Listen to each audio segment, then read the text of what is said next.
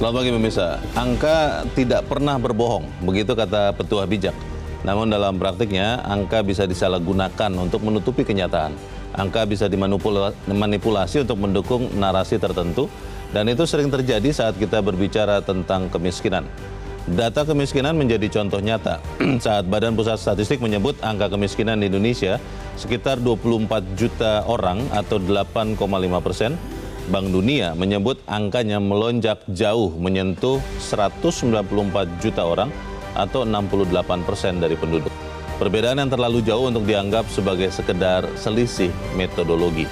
Pemirsa, inilah editorial Media Indonesia di hari ini Jumat 13 Juni 2025 dengan tema Tidak Usah Malu Miskin bersama saya Leonard Samosir, dan Anda semua para pemirsa juga bisa ikut menyatakan pendapat Anda nanti dengan menelepon nomor telepon 021 583 99 100. Dan pemirsa, pagi ini telah hadir bersama saya anggota Dewan Redaksi Media Group Gaudensius Suhardi. Bang Gauden, selamat pagi.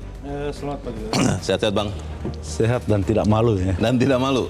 Tapi kan itu karena Bang Gauden tidak miskin. Ini maksudnya editorial ini tidak usah malu miskin bagaimana Bang? Kan orang biasanya ketika tidak punya uang begitu enggan, sungkan, malu untuk kemudian mengatakan saya miskin loh. Maksudnya apa ini Bang? Miskin sebagai realitas itu harus diterima apa adanya. Jangan dipoles seakan-akan tidak miskin. Karena itu tergantung bagaimana kriteria kemiskinan itu. Kriteria itulah yang diperdebatkan sekarang ini. Kalau data BPS, kriterianya disusun 27 tahun yang lalu, tepatnya pada 1998. Oke. Kriteria yang ditetapkan BPS itu diukur pada tahun 2024 itu jumlah kemiskinan di Indonesia itu 24 juta orang. Akan tetapi tiba-tiba Bank Dunia mengubah kriteria garis kemiskinan itu, angkanya pun fantastis, menjadi 194 juta orang yang miskin di Indonesia. Pertanyaannya, kita mau terima angka 194 juta orang miskin atau yang hanya 24 juta orang miskin? Tentu itu akan terkait atau berkorelasi dengan bagaimana kebijakan pemerintah untuk mengentaskan kemiskinan itu sendiri. Yang banyak orang tanyakan Bang, kalau tadi kan di dalam headline news dikatakan BPS memakai standar pengeluaran per orang per bulan itu 1 juta rupiah. Kalau Bank Dunia ini sekarang pakai angka yang mana nih Bang? Ya, angkanya tentu jauh lebih tinggi dari itu ya, sekitar hampir 50 ribu ya per hari ya. 50 ribu per hari? Hampir ya, 49 sekian. Tetapi yang menjadi pertanyaan itu bukan soal angka. Kita tidak terlalu mempersoalkan angka, tetapi satu orang miskin pun mestinya menjadi keprihatinan kita. Bukan soal banyaknya ya. Masalahnya kan ketika kemudian ada fakta bahwa orang di Indonesia masih miskin, apalagi dengan perhitungan Bank Dunia malah jadi jauh lebih banyak, itu kan bisa diartikan bahwa pemerintah atau siapapun yang harus mengentaskan kemiskinan masih belum berhasil. Itu kata lain untuk gagal. Tapi apa benar demikian, kita akan bahas. Bang Gauden sama pemirsa, inilah editorial Media Indonesia untuk hari ini Jumat 13 Juni 2025. Tidak usah malu miskin. Tidak usah malu miskin.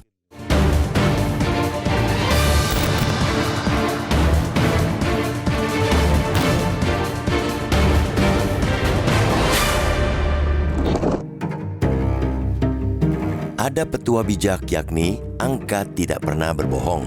Dalam bahasa Inggris, petuah itu berbunyi numbers never lie. Namun ungkapan tersebut tidak berhenti begitu saja.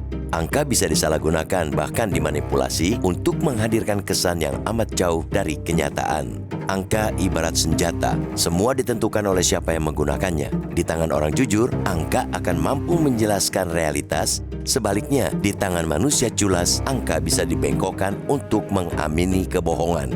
Namun angka tidak selalu ditentukan hanya dalam posisi binari antara orang jujur dan orang culas. Bisa saja orang jujur yang tidak memiliki motivasi jahat, tetapi kurang cermat dalam mengolah angka, sehingga berakibat salah memaknai realitas yang begitu kompleks. Itu berarti pemahaman bahwa angka tidak pernah berbohong mensyaratkan pula ketelitian, pemahaman metodologi, dan kecermatan melihat konteks. Sebab angka yang benar secara hitungan belum tentu benar dalam menggambarkan kenyataan. Hal itulah yang menjadi harapan publik terhadap Badan Pusat Statistik BPS terkait dengan penerapan standar kemiskinan di Indonesia. Terdapat jurang yang begitu menganga antara data BPS dan Bank Dunia mengenai jumlah orang miskin di Republik ini. Data resmi BPS menunjukkan tingkat kemiskinan Indonesia per September 2024 sebesar 8,57% atau sekitar 24,06 juta jiwa dari total 285,1 juta penduduk Indonesia. Sebaliknya, Bank Dunia menyebutkan jumlah orang miskin di Indonesia 68% lebih penduduk atau 194,4 juta. Data Bank Dunia membuat mata terbelalak. Betapa mengerikan ternyata 2 dari 3 penduduk Indonesia berdasarkan standar global hidup dalam kemiskinan. Jumlahnya bukan sekadar besar melainkan sangatlah tambun dan teramat mengejutkan.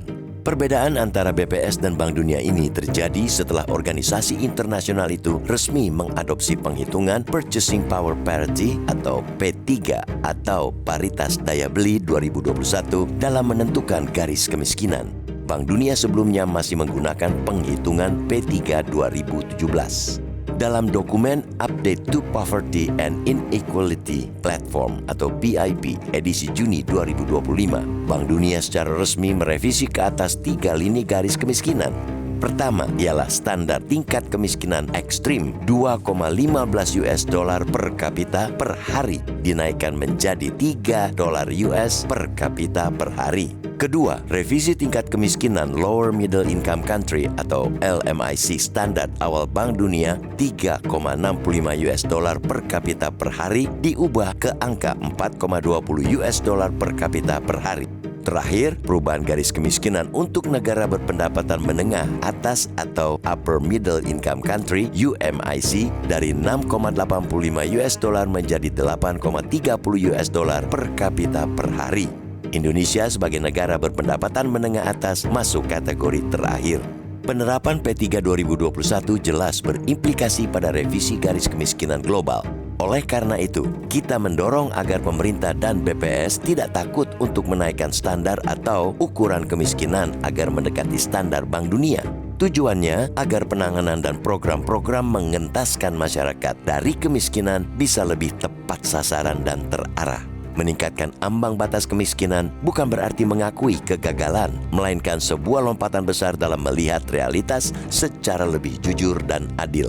Pada akhirnya menjadi orang jujur terhadap angka dan cermat dalam melihat konteks memang membutuhkan keberanian. Tidak usah malu mengaku miskin, asalkan kemudian ada sederet kebijakan tepat yang diambil dari data yang akurat. Dengan begitu, ikhtiar untuk menghilangkan kemiskinan setelah hampir 80 tahun kemerdekaan bukan sekadar kenyataan di atas kertas, tapi fakta di lapangan secara jelas dan tuntas.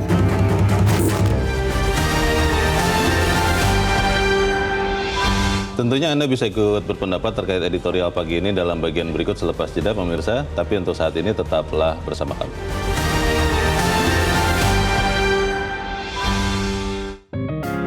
Media Indonesia mengajak Anda untuk mengakses fitur premium e-paper. Dengan sajian konten berbasis intelektual dan meneguhkan kebangsaan, Media Indonesia tampil dengan lebih dinamis melalui e-paper Media Indonesia yang dapat Anda akses kapan saja, di mana saja. Caranya mudah, download aplikasi Media Indonesia di Android atau ketik link e-paper.mediaindonesia.com atau bisa scan QR code pada layar kaca Anda. Klik tab e-paper di bagian samping layar tablet Anda, daftarkan data diri, serta pilih paket berlangganan e-paper Media Indonesia sesuai dengan kebutuhan Anda. Nikmati juga bonus spesial tambahan 4 halaman rubrik fokus setiap hari. Semua bisa Anda dapatkan hanya di e-paper Media Indonesia. Untuk informasi lebih lanjut, hubungi customer service di nomor 0811 1201 2018 atau kunjungi media sosial @mediaindonesia. Media Indonesia, referensi bangsa. Terima kasih Anda masih bersama kami pemirsa, dan sekarang kita akan mendengarkan dulu Bang Godans pendapat dari pemirsa Metro TV. Kita sudah terhubung dengan pemirsa Metro TV dari Cinere, Jakarta, ada Pak Murdayana. Pak Murdayana, selamat pagi. Selamat pagi. Selamat pagi Pak Murdayana. Bagaimana Pak? Ini ternyata kalau menggunakan acuan Bank Dunia, jauh berbeda orang miskin di Indonesia dengan yang dipakai oleh BPS.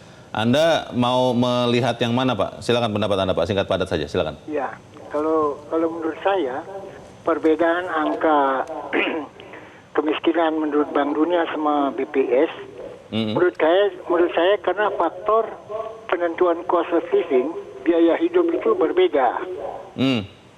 Jadi mungkin faktor-faktor yang menentukan cost of living dari Bank Dunia diungkapkan juga, dan faktor cost of living yang ditentukan oleh BPJS hingga oleh BPS, sehingga terjadi perbedaan angka itu karena perbedaan faktor yang digunakan untuk menentukan angka kemiskinan di Indonesia maupun di dunia. Ya, saya kira itu, Pak. Kalau kemudian sekarang terbaru Bank Dunia itu kan menaikkan angka, Pak, pengeluaran. Kalau saya lihat laporannya bahwa untuk kemiskinan ekstrim yang tadinya menggunakan di tahun 2017 pengeluaran per hari itu $2,15 menjadi sekarang $3. Sementara untuk yang middle income, dari yang miskin sampai middle income lalu upper middle income itu dari $3,65 jadi $4,2 dan $6,85 menjadi $8,3. Sebenarnya tidak terlalu jauh. Tapi kalau kita lihat data yang kriteria yang dipakai BPS itu memang jauh sekali, Pak. Betul. Menurut Pak Murdayana sebaiknya apa yang kita lakukan, Pak? Apakah memang supaya lebih sedikit yang miskin kita pakai BPS saja atau bagaimana, Pak? Ini memang secara politis memang apa yang dipakai BPS mungkin baik untuk pemerintah, tetapi tidak faktual gitu. Jadi semestinya memang makanya saya bilang itu faktornya yang dipakai kenapa di $3 itu dasar faktornya apa? Apa faktor Bank Dunia menentukan $3 dan apa yang menentukan faktor Indonesia itu 1 juta sebulan untuk orang miskin. Nah ini yang penting diberitahu sehingga mungkin ada faktor lain yang tidak dimasukkan oleh BPS sehingga menjadi rendah. Baik. Terima kasih Pak Murdayana untuk pendapat Anda dari Cinere, Jakarta. Selamat pagi, Pak. Pak Murdayana ingin diperjelas Bang Gaudens yang dipakai untuk menghitungnya itu seperti apa. Kalau saya lihat di BPS itu pengeluarannya 555.517 per bulan. Kurang dari situ itu miskin menurut BPS. Bagaimana, Bang? Ya hampir sama sih. Cuman ini kan angkanya dinaikkan. Kalau Bank Dunia itu kan sekitar 49.000,22 per hari ya. Rupiah per hari ya? Rupiah per hari. Karena itu tadi pakai dolar dulu dirupiahkan ya, begitu kalau ya? dikonversikan ya. Tergantung kursnya. Nah, sebetulnya bukan pada kriterianya. Faktual memang banyak yang miskin. Hanya saja kan orang malu untuk mengaku miskin. Kalau kita ingat pada saat pemerintah mendata orang miskin, jumlah orang miskin itu sangat sedikit. Tetapi ketika digelontorkan bantuan, rame-rame orang mengaku miskin. Gitu. Nah, yang mengaku miskin ini memang miskin betulan atau memang hanya pura-pura miskin supaya dapat uangnya itu loh, Bang? Memang miskin betulan. Memang betulan miskin? Betulan miskin gitu. Tapi kan tidak mau disebut miskin. Padahal kalau faktual dengan angka kemiskinan yang benar-benar real di lapangan, pemerintah bisa mengambil kebijakan-kebijakan yang terukur untuk mengatasi kemiskinan itu. Tentu pertanyaannya, apakah bansos yang digelontorkan selama ini tetap digunakan untuk mengatasi kemiskinan yang menurut Bank Dunia jumlahnya sudah mencapai 194 juta jiwa itu. Itu pertanyaan besar. Jangan sampai bantuan sosial untuk mengatasi kemiskinan itu dikait-kaitkan dengan politik. Itu yang menjadi persoalan sekarang ini. Mengapa orang atau penguasa cenderung menolak angka kemiskinan versi Bank Dunia? Karena kemiskinan itu sendiri sudah dipolitisasi. Padahal yang kita harapkan, kita tidak malu mengaku miskin, supaya kebijakan yang diambil oleh pemerintah itu benar-benar terukur. Toh uangnya juga dari rakyat, gitu kan. Persoalan memang ketika angkanya mencapai 194 juta orang, tentu dana yang dibutuhkan untuk itu sangat-sangat besar. Iya. Untuk makan bergizi gratis saja sudah angkanya besar. Di atas 100 apalagi kalau ditambah dengan mengatasi kemiskinan yang jumlahnya berlipat-lipat gitu. Selalu dikatakan Bang, yang penting adalah kailnya, yang penting adalah pekerjaan, bukan bansos atau yang lain-lain yang bersifat seperti ikan. Bisa tidak itu diberikan? Kita bahas di bagian berikut. Pemirsa tetap bersama kami, Editorial Media Indonesia segera kembali. Terima kasih Anda masih bersama kami. Kita di bagian akhir diskusi kita pagi ini. Bang Gaudens, bagaimana pemerintah bisa menyelesaikan masalah mendasar orang miskin dengan memberikan pekerjaan, Bang? Ya, pertanyaannya apakah pemerintah mampu memberikan pekerjaan? Itu kan pertanyaan dasarnya. Iya. Sementara faktanya di mana-mana itu terjadi pemutusan hubungan kerja gitu. Dan hasil penelitian Bank Indonesia juga menyebutkan bahwa sebagian besar pendapatan itu dipakai untuk membayar utang gitu. Sekarang ini ya? Sekarang ini gitu. Itu artinya ada problem yang mendasar yang harus diselesaikan oleh pemerintah. Nah, pertanyaannya apakah pemerintah mau misalnya menggunakan metode yang dipakai pada zaman Orde Baru dengan padat karya. Sekarang ini kan padat modal high tech gitu kan. Iya. Nah, kalau padat karya itu berarti banyak orang yang dipekerjakan. Dengan demikian tentu diharapkan mendapat upah yang layak itu. Nah, pilihan-pilihan ini menjadi penting kalau pemerintah mau mengakui ukuran kemiskinan, garis kemiskinan yang ditetapkan oleh Bank Dunia. Kalau Indonesia tetap kukuh pada kriteria BPS, tentu tidak ada perubahan yang mendasar ke depan gitu. Kita berharap seperti yang dianjurkan di dalam editorial, janganlah malu untuk mengaku miskin. Yang terpenting itu ada kemauan baik pemerintah dengan kebijakan-kebijakan yang terukur untuk mengatasi kemiskinan. Dan yang paling penting itu, ini sangat penting, jangan sampai mengatasi kemiskinan itu dikait-kaitkan dengan politik gitu.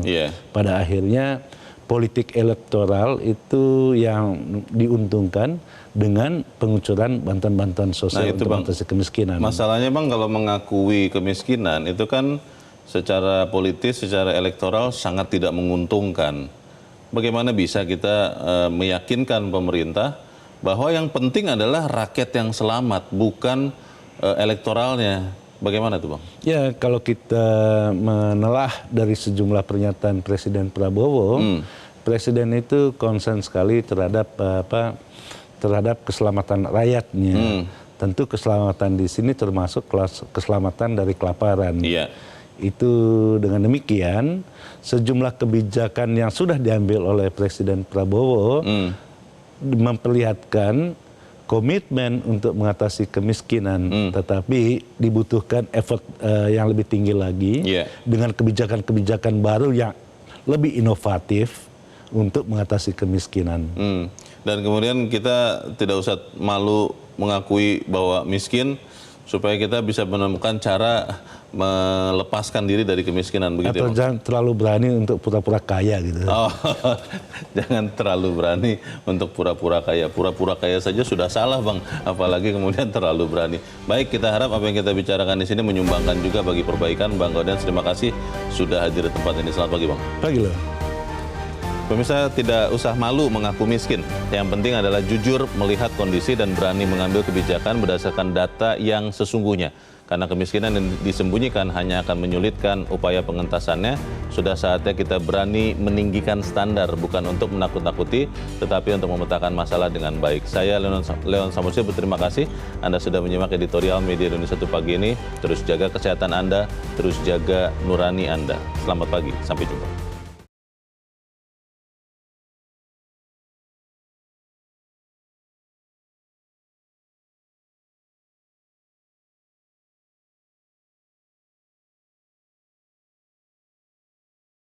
Metro TV. Jelajahi cara baru mendapatkan informasi. Download Metro TV Extend sekarang.